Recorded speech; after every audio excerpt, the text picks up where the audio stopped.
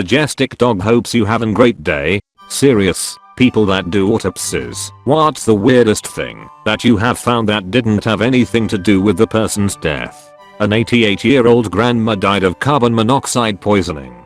During the autopsy we couldn't open the back of the cranium. After much drilling we realized that her cranium was around 3 to 4 centimeters thick all the way around, leaving her with the smallest brain on a grown woman I've ever seen. She was fully functioning and never seemed affected by it in the slightest. I've never seen anything like it since. I knew she functioned well until her death, because she ran a soft cheese making business with her daughters. She died when the gas tank used to heat the milk leaked carbon monoxide into the room and she passed out and died. One of her daughters also passed out, but her face was close to the space under the door and fresh air came in, enough to prevent her from dying. I asked the family if she or they had known of her condition and no one had any idea. Physically there was nothing remarkable. No deformities at all visible externally, neither in body nor face. We included the information in the autopsy report, but since it wasn't related to the cause of death it wasn't investigated further. Just for clarification, I'm female with a background in forensics and profiling. Hope this helps. What is the average skull thickness? 6.5 millimeters. Less than a centimeters? So a 4 centimeter skull would be around 7 times thicker? That's fucking insane, thanks for context. While completing the post-autopsy repair for a gentleman, I found a plastic ladle tucked under the ribs. It was probably left by some poor autopsy technician who got yelled at for losing the good ladle. I offered to send it back to the coroner, but they never returned my calls. What is the purpose of a ladle for autopsies? You use it to collect fluid collections, effusions, for a measuring jug. Someone with heart failure can get fluid buildup in their pleural cavities, around the lungs, for example, sometimes several liters. Pennies. Hundreds of pennies, nearly $6 worth inside the skin all over the arms and legs. Deceased was a hermit, lived alone, ordered out for every meal.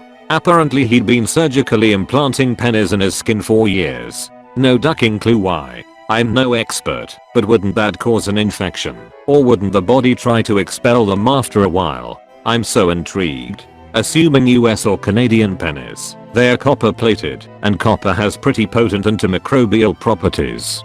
Other causes of death, impending ones. Malignancies that weren't diagnosed, hepatitis, occult bleeding, etc. Once found full-blown metastatic stomach cancer in a college kid that died in a bar fight that escalated. It was pretty remarkable. I don't know why that hadn't occurred to me, but it's super unsettling to think about now. Haha. My cause of death might be chillin' with me right now. The reason you can't just get a simple blood test for cancer is that your body is constantly full of cancer cells and your body is killing them off. For a healthy person the body kills them off before they can split and create a tumor. But you do have a small amount of almost every type of cancer in your body right now.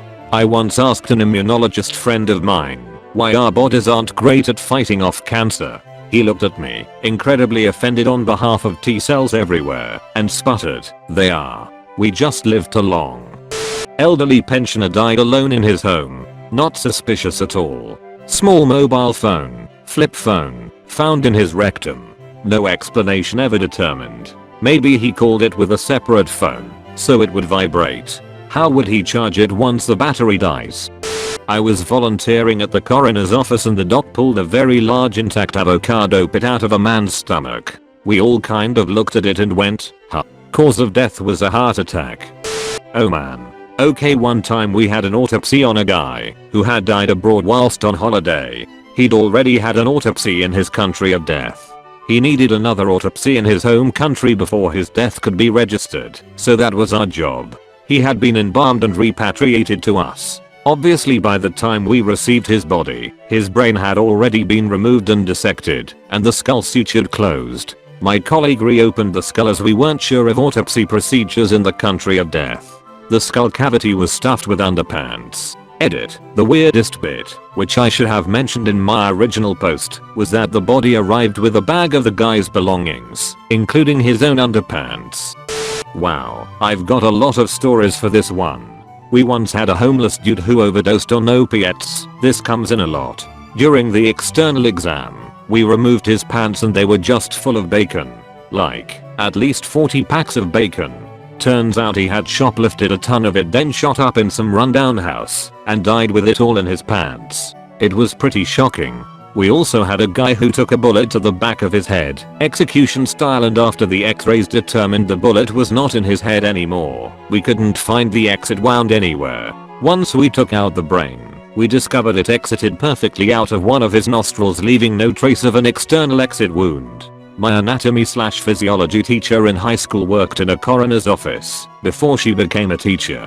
She told us a story about a guy who was found dead in his car on the side of the road, but he hadn't crashed or hit anything. The coroner assumed it was a stroke or a heart attack, but didn't find evidence of either. When they opened up his skull though, his brain had turned to mush and there was a single bullet sitting inside the skull. They found one bullet hole on the left side of his head and concluded that a stray bullet had entered the car through the open window with enough velocity to enter his skull, but once inside had lost speed and bounced around inside his head, ripping up his brain, before eventually coming to a stop. My friend does this autopsies, and he said that he found 24 screws in the large intestine of a 75-year-old woman. The weirdest part is she died of a heart attack while in the shower. There was no possible explanation other than she was suffering from pica. What's pica? It's a psychological disorder characterized by an appetite for substances that are largely non-nutritive and unedible.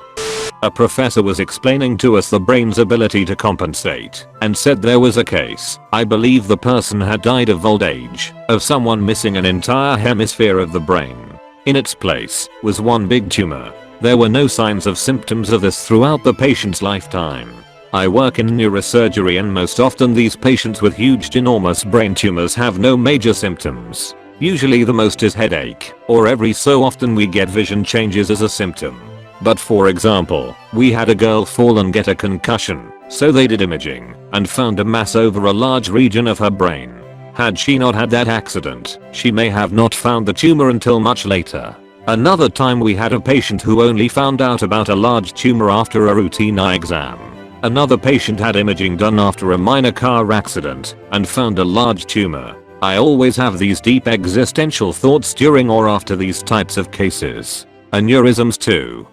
Rolls of dollar bills inside the vaginal cavity. Removed it and let her property dry, and then returned to the family with the rest of her belongings. So wash your hands after handling money. Edit, maybe 50 bills, but can't remember if they were singles or large bills. Cause of death was an overdose, I think, but not sure. 5 years ago an autopsy I viewed, the patient was put down to have died from post-surgical complications from a colostomy infection lead to sepsis and ended with MOF. When they began the examination and looked, they found some surgical tweezers left behind which was attributed to being cause of the infection because of how tucked away they were. I'm unaware of what happened afterwards, but it was definitely referred higher. As if I wasn't already afraid of surgery. This makes it so much worse. Incidental finding of a toothpick lodged in the small intestine.